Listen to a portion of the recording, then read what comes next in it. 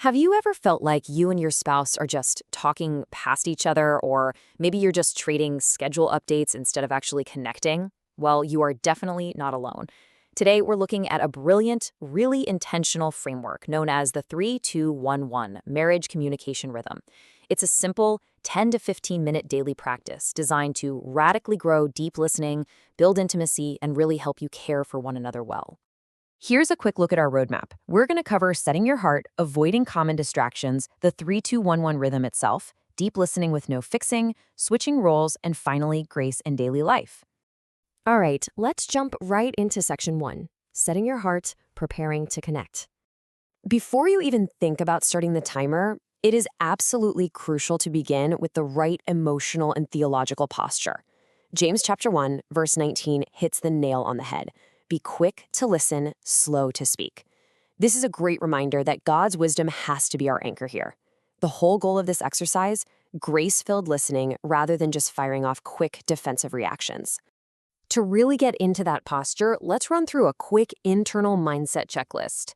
First off, remember that God defines love, not our up and down feelings. Second, deliberately choose to assume the best about your spouse. Third, remember that love covers offenses. You literally don't need to say or critique everything. Fourth, choose to speak through a lens of grace, keeping in mind that both of you are actively in process. And finally, remember why you're sitting down. You are there to serve, not to be served. Moving on to section 2, avoiding common distractions, protecting the time. Protecting your environment is just as important as the conversation itself. This rhythm only takes about 10 to 15 minutes, but those minutes require complete, focused isolation from the outside world. That means actually clearing the room. Put the cell phones away, totally out of sight. Turn off the TV. Pause the daily chores. The dishes are definitely going to be there later. You want to make absolutely sure your spouse has your undivided attention. You're basically creating a little sanctuary for your conversation. Which brings us to section 3, the 3-2-1-1 rhythm, the step-by-step blueprint. So here's the core structure. We're going to step into the sandbox now to see exactly how this works in real time. Each person takes a turn, and each turn follows this exact chronological pattern. 3 minutes to share, 2 minutes to reflect back, 1 minute to clarify, and 1 minute to pray. Let's break down each of these steps. Step 1 is the sharing phase. Person 1 gets 3 full minutes to speak freely. If you're sharing, do not rush, take a deep breath, just let the time fill the space. Now, if you are the one listening, you do not interrupt under any circumstances. This is a totally safe space to invite your spouse into your heart without any fear of being cut off, debated, or redirected. I know what you might be thinking. 3 minutes can actually feel like a really long time if you aren't used to it. So here are some concrete sandbox prompts to help you fill that space with meaningful, faith-centered sharing. You might start with, "This is how I see God growing me," or "Here's what is encouraging me right now." You could share a specific prayer request, or even bring up an area where you want to grow and how you love your spouse. Let's transition over to section 4, deep listening, no fixing. Okay, pay close attention here because this 2-minute reflection phase is where couples make the most common communication mistakes. Your job as the listener is to reflect back what you heard, period. That means mirroring their thoughts, their tone, and their emotions. Your singular goal is to prove you are listening and make them feel heard.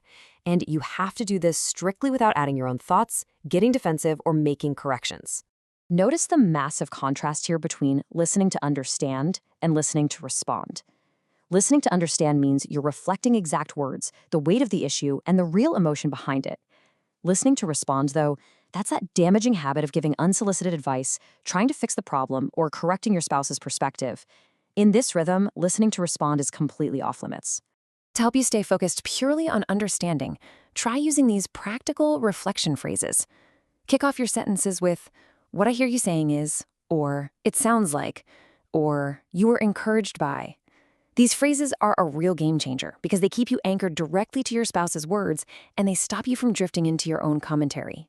All right, after those 2 minutes of reflection, we move to the 1-minute clarify step. This is a safety net for the person who originally shared. You can say, "Yes, that's exactly right, you heard me perfectly." Or, if something got a bit lost in translation, you can gently correct the record by saying, "Actually, scratch that, what I meant more was..." This ensures any misinterpretations are totally cleared up before moving forward. The final minute of the first round is dedicated to prayer. The person who just listened and reflected now prays for what was shared. Keep it simple and keep it focused on the last 6 minutes. Thank God for what he's doing. Pray for the specific areas of growth your spouse mentioned, and just lift up those specific requests. Bring their heart directly to the Lord. Now let's look at Section 5, switching roles, completing the circle. Once that first 7-minute cycle is complete, you experience this really natural pivot. The listener now becomes the sharer. Person 2 gets their 3 minutes to share, person 1 gets 2 minutes to reflect, person 2 gets a minute to clarify, and person 1 prays for a minute. The exact same guardrails apply. No interrupting, no correcting. It's all about mutual respect and equal airtime so both of you are truly heard. Finally, we reach Section 6, Grace in Daily Life. As we wrap up, it's so important to talk about the overarching attitude you need to make this a lasting daily habit. Keep these daily tone reminders in your back pocket. Speak honestly, but gently. Listen only to understand, never to plan your rebuttal. Never interrupt during that 3-minute window. And above all, be patient. This is a learned muscle. It's probably going to feel pretty clunky the first few times you try it. Just show a ton of grace to each other as you learn and master this rhythm. This entire framework really just comes down to a simple daily choice. So the question I want to leave you with today is this. Will you give just 10 minutes today to truly hear your spouse, rather than just waiting for your turn to reply?